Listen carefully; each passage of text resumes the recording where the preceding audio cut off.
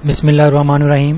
हम managerial counting का chapter 15 है, बजटिंग प्रोसेस, उसको डिस्कस कर लेते हैं। जो बजटिंग प्रोसेस क्या होता है, इसकी थ्योरी को हम इसमें देखेंगे।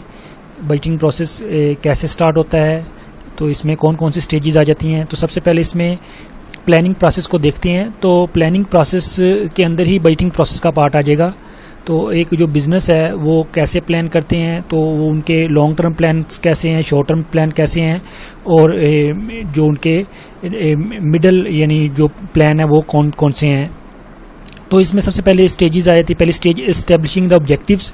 जो बिजनेस होते हैं वो सबसे पहले अपना ऑब्जेक्टिव एस्टेब्लिश करते हैं। यानी establishing the objective is an essential prerequisite of the planning process. ये प्लानिंग प्रोसेस का यानी प्री रेक्विजिट है। In all organisation employ must have the good understanding of the what organisation trying to achieve. Organisation क्या achieve करना चाह रही है, तो वो ऑब्जेक्टिव के अंदर वो क्लियरली मेंशन कर देते हैं। तो इसके जो मिशन स्टेटमेंट होती है ऑर्गेनाइजेशन की, वो ये सारी चीज़ें क्लियर कर रही होती है। The mission of the an organisation describe in very general term the broad purpose and the reason of the organisation existence.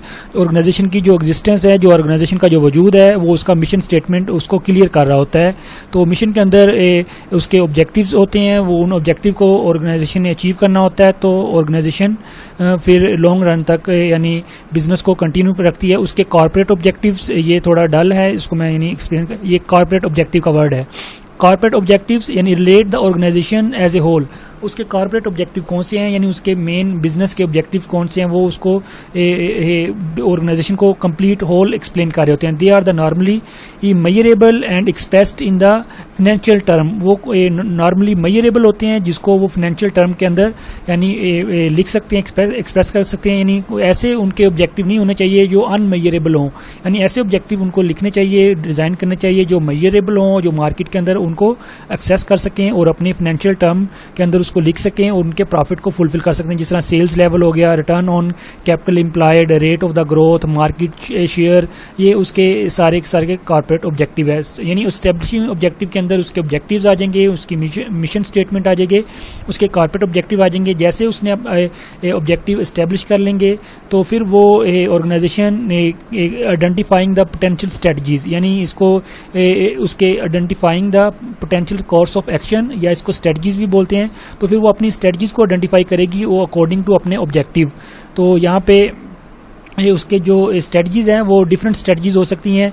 तो इसमें यहाँ पे उसने मेंशन किया हुआ है the generic strategy to be pursued in the basis on the which the organisation will compete और sustain the excellence. यानी वो बेस करती जिस पे वो compete करेगी और सस्टेन करेगी। The alternative direction in which the organisation में विश टू डेवलप, यानी वो कोई डेवलप करना चाह रही है। तो यहाँ पे 3 तरह की डिफरेंट उसने स्ट्रेटजीज बता दी हैं।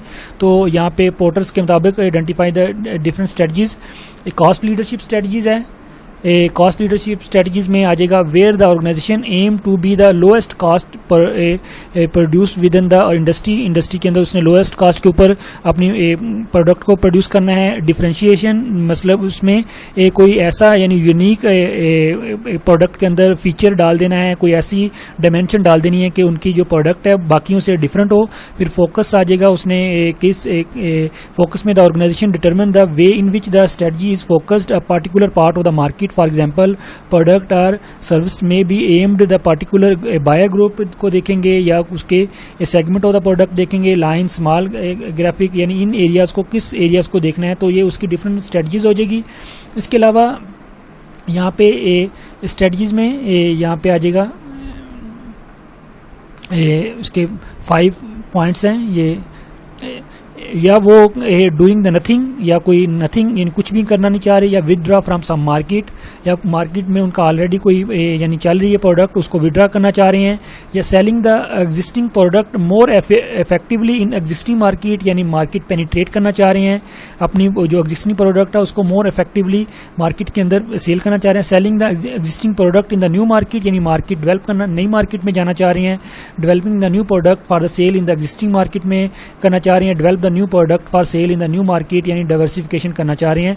तो ये उनके डिफरेंट उसकी स्ट्रेटजीज हो सकती है। उसके बाद स्ट्रेटजीज के बाद फिर वो अपनी डिफरेंट स्ट्रेटजीज को इवेलुएट करेंगे। थर्ड स्टेज पे evaluation of the strategic option, उसमें देखेंगे फिजिबिलिटी कौन सी है जो फिजिबल होगी, जिसको वो मेजरेबल कर सकें और इजीली उसको अचीव कर सकें, और उनके यानी which the focus on whether the strategy can be implemented in the resources term. For example can be strategy funded, यानी can the necessary market position be achieved, can the company cope with the comparative reaction, यानी वो feasibility देखेगी उसकी। फिर उसके बाद acceptability, which the concern with the whether the particular strategy is acceptable, for example will be sufficient for profitable, हो is the level of the risk acceptable, जो उसका जो रिस्क है वो उसको एक्सेप्ट कर सकते हैं। ये ना हो कि हाई रिस्क होगा तो फिर उसके लिए क्या नाम है मार्केट के अंदर वो डैमेज भी हो सकती है उसके बाद है select the course of action.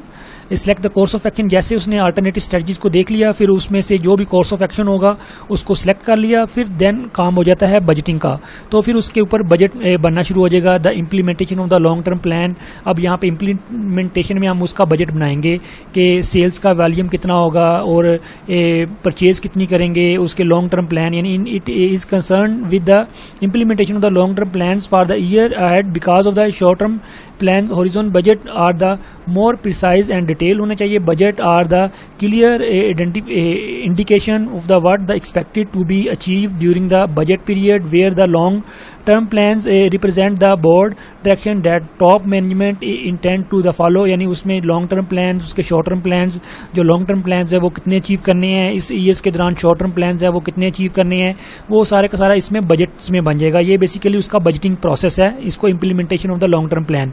अब उसने बजटिंग प्रोसेस में ओवरऑल हर एक का बजट बना लिया, कितनी प्रोडक्शन होगी, कितनी सेल करेंगे, मटेरियल कितना परचेज करेंगे, लेबर कितने आवर्स काम करेगी, लेबर्स को कितने पैसे पे करने हैं, टोटल प्रोजेक्टेड प्रॉफिट कितना होगा, वो ये बजटिंग प्रोसेस में आ जाएगा। उसके बाद है नेक्स्ट 6 और 7, उसमें मोनिटर द एक्चुअल, उसको जो एक्चुअल आउटकम आ रहे हैं उसको उसने मोनिटर करना है, and the respond the divergence from the planned outcome, जो उसके प्लान्ड आउटकम है उसके अंदर जो डिवर्जेंस आ रही है, जो उसके अंदर चेंजिंग आ रही है, उसको उसने देखना है कि कितनी डिवर्जेंस आ रही है, कितना चेंज आ रहा है, उसको उसने कंट्रोल करना है ताकि उसके ऑब्जेक्टिव्स जो हैं वो अचीव हो सकें जो उसने प्लान किए थे। तो मोनिटर द एक्चुअल आउटकम, जो एक्चुअल आउटकम आ रहा है, जो respond the divergence from the planned outcome, जो उसने प्लान्ड आउटकम किया था उसमें कितना चेंजिंग आ रहा है, तो वो वहाँ पे हम इसको मेजर करेंगे। उसके बाद ये हमारे पास प्लानिंग प्रोसेस कंप्लीट हो जाता है। फिर उसके बाद multiple function of the budget के मल्टीपल फंक्शन है। प्लानिंग द एनुअल ऑपरेशन, जो बजट होगा वो एनुअल ऑपरेशंस को यानी प्लान करेगा कि कौन कौन से उसके एनुअल ऑपरेशन होने हैं, रेवेन्यूज कितना कलेक्ट होगा, उसके एक्सपेंडिचर कितने होंगे, शॉर्ट टर्म उसकी प्लानिंग क्या होगी, लॉन्ग टर्म प्लानिंग क्या होगी, कौन से बजट कौन सा जो प्रोजेक्ट ऑलरेडी चल रहा है तो उसको कंप्लीट करना है, कौन से आगे नए प्रोजेक्ट ऐसे कर लेके आने हैं जो उसने कंप्लीट करने हैं। तो ये डिफरेंट उसके प्लानिंग एनुअल ऑपरेशन हो गए, यानी the major annual decision will be already have been made as a part of the long term planning process. Long term planning के प्रोसेस के अंदर ये मेजर यानी पार्ट यानी हो चुका है। फिर उसके बाद है उसकी coordination of the activities of various part of the organisation and ensuring that the parts are the harmony with the each other, जो भी फिर उसकी कोऑर्डिनेशन करेंगे एक्टिविटीज की, जो उसके एक पार्ट का दूसरे पार्ट के साथ यानी उसको यानी कंबाइन करेंगे उसको, यानी यहाँ पे कोऑर्डिनेशन में the budget serve as a vehicle through the which the action of the different part of the organisation can be brought together and reconciled into the common plan, यानी उनके जो common plan है उनके साथ reconcile होते जाएंगे without any guidance.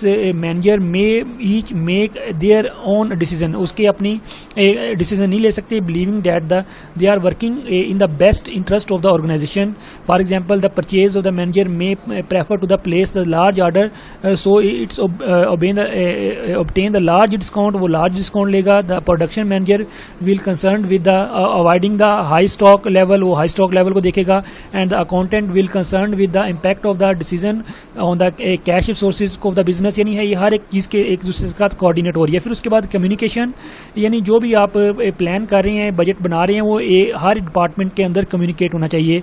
If an organisation function effectively there must be definite line of the communication so that all part will kept the fully informed of the plan and the policies and the constraints to which the organization is expected to the conform, ठीक है। और उसके बाद everyone is the organization should have a clear understanding of the part they are expected to play in achieving the annual budget, यानी उसकी communication overall हर department के साथ होनी चाहिए, हर यानी डिपार्टमेंट उसमें इन्फॉर्म होना चाहिए। उसके बाद आपने बजट के अंदर मोटिवेशन आ जाती है कि आपने बजट को यूटिलाइज करना है, जितना आपने बजट के टारगेट रखे हैं उसको आपने फुलफिल करना है। The budget can be useful device for the influencing the managerial behaviour and motivating the manager to perform in the line with the organisation objective. जो ऑर्गेनाइजेशन के ऑब्जेक्टिव उस लाइन को अचीव करने के लिए आप उनको इन्फ्लुएंस करें, उनको मोटिवेट करें। And the budget provide a standard that under the certain circumstances manager may be motivated to strive the achieve, यानी उसको अचीव करनी चाहिए। However the budget can also encourage the inefficiency and the conflict between the manager. और जो inefficiency आ रही है, जो conflict आ रहा है, उसको भी रिमूव करना चाहिए उसको बजट को, ठीक है। उसके बाद उसका कंट्रोल होना चाहिए बजट को आप यानी फ्लेक्सिबल बना सकें। यानी budget assist the manager in the managing the and controlling the activities for the which they are the responsible, यानी by the comparing the actual result by the with the budget amount for the different, जो different उसका आ रहा है, उस पर expense आ रहे हैं, उसको उसने कंट्रोल में रखना है। जो एक्चुअल रिजल्ट आ रहे हैं, जो उसने प्लान किए हुए हैं, तो उसके साथ साथ वो उसको चेक करते जाएंगे। तो ये उसका ये बजट के। फिर उसके बाद परफॉर्मेंस एवेल्युएशन, आप एट द एंड जो आपने बजट के टारगेट रखे थे जितना अचीव कर लिए, उसकी परफॉर्मेंस को एवेल्युएट करें। तो ये उसके बजट के यानी फंक्शन थे। उसके बाद फिर conflict role of the budget के अंदर कन्फ्लिक्ट रोल आ जाता है किसी डिपार्टमेंट के साथ कि उसके लिए कम बजट रखा गया है, या सेल्स के लिए कम रखा गया है, परचेज के लिए, या फिनांस, या कोई भी जो बजट के अंदर कन्फ्लिक्ट आता है उसको फिर आपने कैसे रिमूव करना है। यानी being the single budget system is normally used to serve the several purpose, there is a danger that they may conflict with the each other.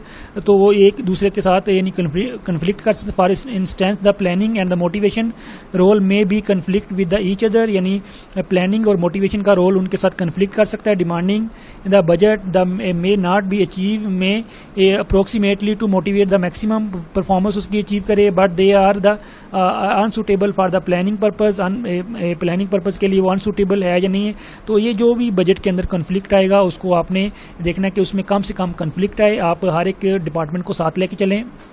फिर बजट पीरियड कौन सा होना चाहिए, वो मोस्टली जो बजट स्टार्ट होता है वो 1 जुलाई से लेकर 30 जून तक होता है, 1 साल के लिए बजट। तो ये बजट पीरियड भी आपने यानी डिसाइडेड होना चाहिए किस पीरियड के लिए आपने ये बजट रखा है। उसके बाद administration of the budget process, budget की प्रोसेस की एडमिनिस्ट्रेशन कौन सी है, उसकी एक बजट कमेटी होगी, जिसमें बजट कमेटी क्या करेगी, should consist of the high level of the executive who represent the major segment of the business. जो बिजनेस के मेजर सेगमेंट को क्लियर कर रहे हों, उसके हाई लेवल एग्जीक्यूटिव जो मेन उसके ऑफिसर्स हैं वो हर एक बिजनेस के सेगमेंट में से हों। It's major task to ensure that the budget are the realistically established and that they are coordinated the satisfactory, यानी वो सेटिस्फैक्टरी हो। यानी बजट कमेटी वो सारी चीज़ों को डिसाइड करेगी, देखेगी। फिर उसके बाद अकाउंटिंग स्टाफ होगा। Accounting staff will normally assist the manager in the preparation of the their budget. They will the for example circulate and advice on the instruction of about the budget preparation, provide the past information that may be useful for preparing. यानी ये जो budget committee होगी उसको ये accounting staff assist करेगा, तो account के बारे में सारी इन्फॉर्मेशन प्रोवाइड करेगा। फिर budget manual should be prepared by the accountant उसका मैनुअल बनाएगा। It will be describe the objective and procedures involve by the budgeting process, will be provide the useful reference success for the managers responsible for the budgeting preparation. Budgeting preparation के लिए ये manual उसका तैयार करेगा, जो क्या नाम है उसके हाई लेवल एग्जीक्यूटिव के साथ मिलके। उसके बाद stages in the budgeting process के अंदर कौन कौन सी स्टेज है जो इन्वॉल्व है। सबसे पहले इसमें आ जाएगा communicate the detail the budget policy. जो उसकी बजट की पॉलिसी है डिटेल, उसको आप कम्युनिकेटिंग करें हर डिपार्टमेंट के साथ। एग्जीक्यूटिव जो बिजनेस के मेन सेगमेंट के एग्जीक्यूटिव्स हैं उन सब के साथ आप उनको डिस्कस करें। यानी many decision of the affecting the budgeting year will have the taken the previously as a part of the long term planning process.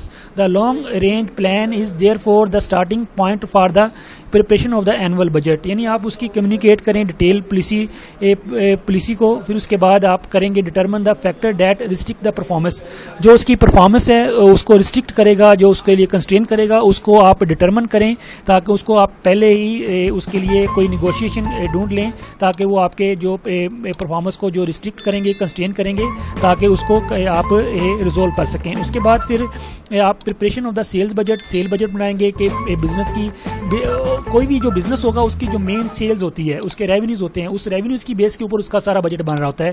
तो वो उसके रेवेन्यूज, उसके सेल्स बजट बनाएंगे, उसके मुताबिक उसके सारे एक्सपेंसेस बनेंगे।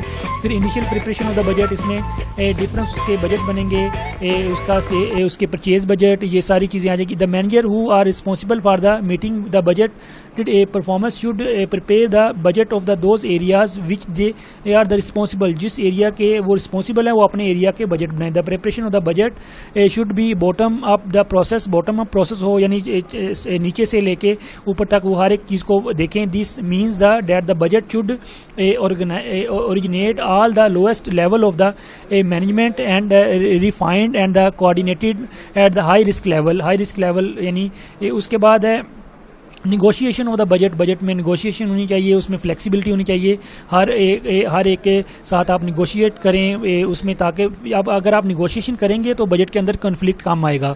उसके बाद है coordination and review of the budget, फिर कोऑर्डिनेशन, फिर बजट को आप रिव्यू करेंगे, देखेंगे हर एक डिपार्टमेंट के साथ।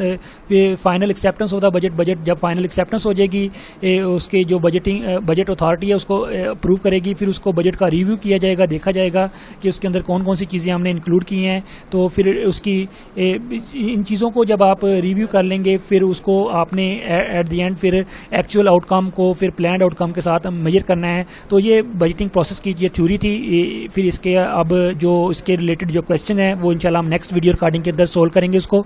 जी थैंक यू, अल्लाह हाफिज़।